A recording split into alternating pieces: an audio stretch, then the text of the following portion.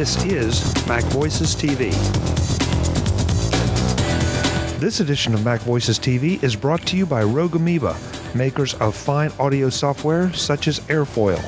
With Airfoil, you can send audio all around your house. That's Airfoil by Rogue Amoeba at rogueamoeba.com. Hi, I'm Chuck Joyner, and this is MacVoices TV at Macworld 2011 in San Francisco. We're just off the show floor talking to our friend Paul Kafasis of Rogue Amoeba. Paul, it's great to see you. Good to be here. It's good to see you for a couple reasons. First of all, you're kind enough to help sponsor MacVoices TV at San Francisco this year. We really appreciate it. Happy to do it. But I'm also excited to talk to you about Airfoil 4. With all the focus on home theaters, with the new Apple TV 2, the black Apple TV, Airfoil just seems to fit into this so well. Tell us exactly what Airfoil does and what it brings to the party that previous versions of Airfoil didn't. Yeah, absolutely. So Airfoil is a tool for sending any audio out to an Airport Express, an Apple TV, any device, sending audio all around your house. And Airfoil 4 is our newest version. It came out about 5 weeks ago, about a month ago. And just improves a whole lot of different things. It makes it possible to send web video, to play web video locally with remote audio, which is something that a whole lot of people wanted to do. Just a whole lot of improvements across the board, really. Controlling the audio playback from across the house. So if you're listening on one Mac to audio from another one, you can now control that audio remotely. Getting information on that audio so it shows up on all the receivers. Basically just improving the whole experience of sending audio around the house. We've talked about this a little bit before. You somehow have carved out this niche that where if I want to do audio on the Mac, something with my audio on my Mac, I come to Rogue Amoeba, whether it's recorded, send it around the place, share it among different devices. I can't figure out why nobody else is even seems to be attempting to address this. They just gave the market to you? Well, they didn't just give it to us. I think we earned it. We had a tool called Audio Hijack years ago, about 8.5 years ago that came out. And that was very popular. And from there, people came to us with other needs. So we have a tool called Nicecast, which lets you broadcast audio. And that came about because people said, hey, you guys are capturing audio. I want to send it out to the web. And we said, okay, we can probably do that. And we have an audio editor. There's some competition in that market, but we have an audio editor that is a companion for this. So people are recording their audio and they want to edit it. And we have a tool that'll let them do that. So it's something where, we had these tools, we had these applications, and they grew sort of from feature requests and from ideas that people needed. New products grew out of that. So it worked out pretty well, and I do think that it is a good niche that, if people are doing audio stuff, hopefully they come and find us. And I want to make a clarification there. You say Audio Hijack Pro came out 8 years ago. You make it sound like an old product. It's still very viable. It still is used for every edition of my audio shows. So it's a terrific product, and you keep it up to date and completely cooking. Yeah, and actually I was just talking to somebody about Audio Hijack, and that's one where the current version is... The version 2 that came out came out about 6 years ago, and we've had some major updates since then.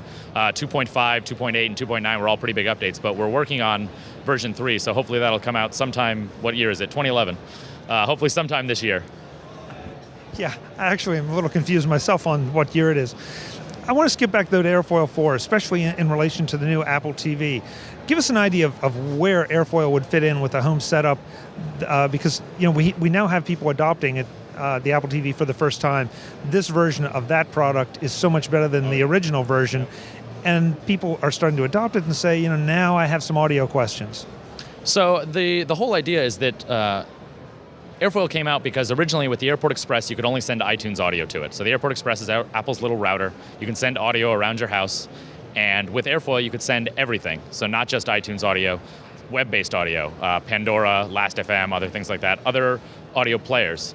And with Airfoil 4 and with the new Apple TV, it's the same thing. If you want to send any audio to your Apple TV, Airfoil will let you do that because by default, you can only send iTunes audio.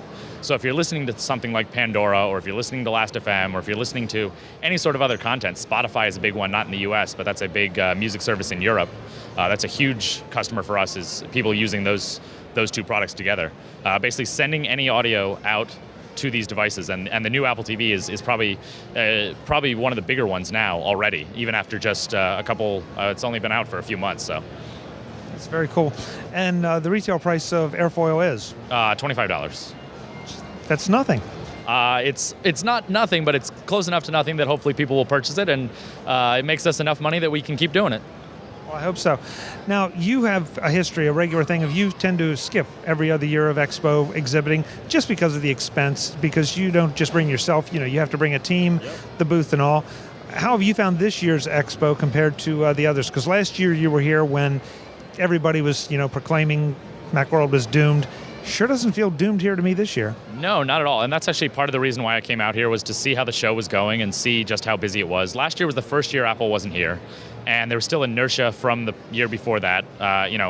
Everyone had signed up already, or many companies had already signed up. So even though Apple wasn't going to be here, there was clearly going to be a pretty big show. And last year, I think it happened that there weren't as many vendors as there should have been, because there were more attendees than vendors. Not just in raw numbers, but there were more attendees, and if there were more vendors, it still would have been crowded. So this year, I think it's the same thing, really. There's about 30 new vendors, 30 more vendors, rather. So 280 versus 250, and the attendance is supposed to be up, 10 to 15%, and it still feels very crowded. So it certainly seems to be surviving on its own. It's not the same show that it was when Apple was here. There's not a major product announcement. There's not iPhones in glass cases and things like that, like in 07, or a major product announcement like that. But it certainly does seem to be fairly busy and going pretty well. I think hopefully the show is sort of finding what it can be without Apple. Yeah, Paul Kent and I had a discussion about this before Expo, about how the vendors have sort of re-looked at Expo and how it's reinventing itself. And it does seem to be a success. And your statement was great. It's not the same show. It's just as good a show, it's just different. It's evolving into something that we can all still come and absolutely enjoy as much, frankly, if not more, because now we don't have that big shadow of an Apple hanging over us. Paul and his team can do what they want, and they've tried a number of innovative things last year and this year. Some have worked, some they've decided to forego and go another direction. Yeah, absolutely. I think the biggest thing here is that everyone I talk to wants to see more software. So they're saying it to me because we're not here this year, but as you said, we've done every other year just because of the mental and financial expense. I think it's likely we'll be here next year, and hopefully some other software developers for the Mac will be as well. There's plenty of good ones here. Omni's here, and the Busy Mac guys are here, and there's plenty of good software developers, but there's always room for more, and I think that's something that a lot of people come here to see. Well, I'm so glad we got a chance to connect, and I want to thank you again for the sponsorship of the show, and congratulations on Airfoil 4. Just in case they didn't figure it out, the website is? RogueAmoeba.com, but you probably just want to use Google for Airfoil or Audio Hijack or anything like that. And I'll have links in the show notes, of course. Paul, it's great to see you. Thanks so much. Thank you. Good to be here. I'm Chuck Joyner. This is MacVoices TV at Macworld 2011 in San Francisco. We'll be back again soon. Thanks for watching.